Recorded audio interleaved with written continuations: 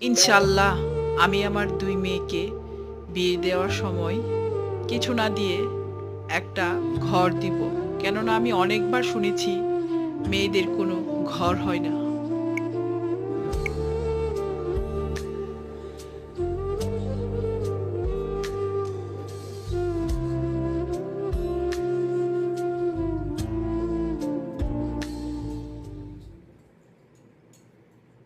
ও বাড়িতে এলেন না, আমি একদম দাঁতটা ধরে কোকিয়ে উঠতাম, ওরে বাবা গো।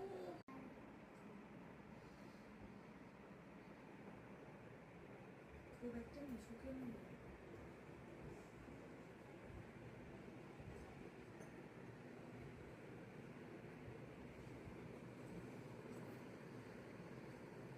ওই জন্য